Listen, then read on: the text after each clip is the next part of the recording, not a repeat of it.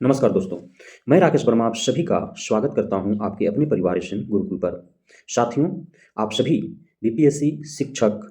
भर्ती परीक्षा में जो अगस्त 2024 में होने वाला है, उसकी तैयारी में लगे होंगे क्योंकि आपका बीपीएससी टीआरई 1 में भी नहीं हो पाया और टीआरई 2 में भी नहीं हो पाया और आपके किसी का 1 तो किसी का 2 अटेम्प्ट समाप्त हो चुके हैं।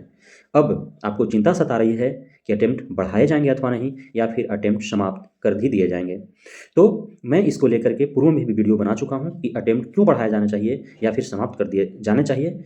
और उस वीडियो को मैं ट्विटर हैंडल पर शेयर करते हुए उसमें माननीय अतुल प्रसाद जी, के पाठक जी, उप मुख्यमंत्री तेजस्वी यादव जी, शिक्षा मंत्री प्रोफेसर चंद्रशेखर जी और मुख्यमंत्री नीतीश कुमार जी को मैंने टैग भी कर रखा था। साथियों,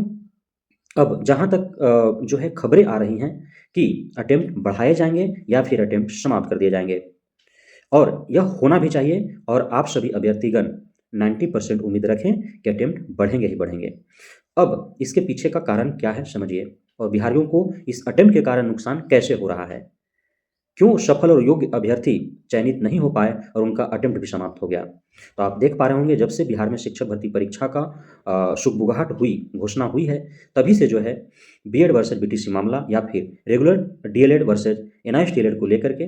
काफ़ी चर्चाएँ रहीं और इसी बीच दोनों फैसले भी देखने को मिला, जिसके कारण जो अभ्यर्थी थे वे काफ़ी प्रताड़ित रहे, मानसिक रूप से हतोत्साहित रहे और वे सक्षम होते हुए भी एग्ज़ाम क्वालिफ़ाई नहीं कर पाए, उनका चयन नहीं हो पाया और उनका अटेम्प्ट समाप्त हो गया। साथ ही बहुत सारे ऐसे एनआईएस डीएलएड धारी हैं जिनका जो माननीय सुप्रीम कोर्ट के द्वारा 28 नवंबर 2023 को फैसला आया या उससे पहले ही उन्हें आभास हो गया था कि फैसला नकारात्मक आने वाला है, तो वे पुनः जो है कहीं न कहीं वे या तो 22-24 सेशन में या फिर 23-25 सेशन में वो एडमिशन करा करके डीएलएड कर रहे हैं या बीएड करने लगे हैं। अब चूँकि उनका चयन बीपीएससी टीआरई 1 में हुआ नहीं, परीक्षा वो दिए थे, तो इस प्रकार उनका एक अटेम्प्ट तो समाप्त ही हो गए हैं। बीपीएससी टीआरई 2 में एनआईएस डीएलएड वालों का काउंट नहीं किया जाएगा अटेम्प्ट, इसलिए कि उनका रिजल्ट नहीं दिया गया। तो अब उनके पास 2 ही अटेम्प्ट है और नए सिरे से वो तैयारी में लगे हुए हैं। पुनः वो प्रशिक्षण का कोर्स ले रहे हैं, फिर से वो पुनः सीटेट देंगे, एस्टेट देंगे और पुनः वो बीपीएससी टीआरई में बैठेंगे वो। किन्हीं का 2024 आगामी जो शिक्षक भर्ती है अगस्त में होने वाला है, उसमें वो भाग लेंगे तो कोई 2025 में या फिर उससे आगे आने वाले वर्षों में। उनके पास अटेम्प्ट तो एक समाप्त हो ही गए हैं, 2 ही अटेम्प्ट हैं। बीएड धारियों का अटेम्प्ट 2 समाप्त हो गए होंगे, टीआरई 1 में भी, टीआरई 2 में भी। तो इस प्रकार जो है ये एक कारण हो गया, लेकिन इन सभी कारणों को दरकिनार करें और सबसे महत्वपूर्ण जो कारण है जिसका मैं चर्चा करने वाला हूं उसे आप ध्यान से सुनेंगे। बिहार सरकार नियमावली जब बनाई 10 अप्रैल 2023 को, जब नियमावली बन करके आपके हमारे बीच आया तो उसमें साफ साफ लिखा हुआ था कि बिहार में शिक्षक बनने के लिए बिहार का अस्थायी निवासी होना अनिवार्य है। भारत का नागरिक तो होना ही चाहिए, लेकिन बिहार का अस्थायी निवासी होना ही चाहिए, जिसे बाद में कोई संशोधन नहीं किया गया। आज भी वो नियमावली आप पढ़ेंगे तो वही लिखा हुआ है। जब बीपीएससी टीआरई 1 का जब विज्ञापन जारी किया गया तो उस नियमावली के आधार पर विज्ञापन में भी यही लिखा हुआ था कि बिहार में शिक्षक बनने के लिए भारत का नागरिक होने के साथ बिहार का अस्थायी निवासी होना चाहिए। लेकिन बीच में ही बिना कोई नियमावली और विज्ञापन में संशोधन किए हुए और बीच में ही बदलाव कर दूसरे राज्य के अभ्यर्थियों को भी 40% रिक्तियों पर मौका प्रदान कर दिया गया। अब उसके वजह से दूसरे राज्य के अभ्यर्थी 40% के साथ साथ वे पूरे चालाकी और धूर्तता से आरक्षण के सीटों पर भी अपना कब्जा जमाने में कामयाब हो गए। भले ही जांच हो और वो पकड़े जाएं, उन पर कार्रवाइयाँ हों, लेकिन तब तक तो बिहारियों के हाथ से वो सीट निकल चुका है। अब बिहार के अभ्यर्थी जो हैं उनके हाथ से वो मौका जा चुका है, उनका अटेम्प्ट भी समाप्त हो गया, वे शिक्षक भी नहीं बन पाए। दूसरे राज्यों के अभ्यर्थियों को मौका देने से बिहार के जो शिक्षक अभ्यर्थी थे उनके अवसर और अधिकार को कुचल दिया गया। दूसरे राज्य के अभ्यर्थियों के पास बिहार में वर्तमान स्थिति के अनुसार, वर्तमान जो दिशा निर्देश हैं उसके अनुसार 3 बार उनके पास बिहार में भी चांस है शिक्षक बनने का। साथ ही उनके राज्यों में चूंकि कोई बाध्यता नहीं है या फिर है भी तो डोमिसाइल लागू है, वहाँ पे दूसरे राज्यों के अभ्यर्थियों को मौका नहीं मिल रहे हैं या मिलेंगे भी तो 10% सीटों पर या 15% सीटों पर, वो वहाँ की राज्य सरकारें ही इस पर फैसला लेने के लिए स्वतंत्र है। तो इस वजह से उनके पास बिहार के साथ साथ अपने राज्य में भी भरपूर अवसर और मौका है। लेकिन बिहार के शिक्षक अभ्यर्थियों के पास बिहार में 3 ही मौका दिए गए हैं और दूसरे राज्य में वो शिक्षक बन पाएंगे अथवा नहीं, यह दूसरे राज्य के सरकार पर निर्भर है कि दूसरे राज्य की सरकार अन्य राज्यों को कितना मौका देती है। इस पर बिहार सरकार को गहराई से चिंतन और मनन करने की आवश्यकता है। बिहार सरकार की जिम्मेदारी बिहार के जनता के विकास का है, बिहार के जो बेरोजगार हैं उनको रोजगार देने का है। जो महागठबंधन सरकार है, माननीय मुख्यमंत्री तेजस्वी यादव सरकार में आने से पूर्व जो उन्होंने चुनाव के दौरान जो उन्होंने आश्वासन दिया था, उसमें उन्होंने बिहारियों से वादा किया था रोजगार देने के लिए, न कि पूरे देशवासियों से, क्योंकि वो बिहार की जिम्मेदारी संभाल रहे थे। पूरे देश की जिम्मेदारी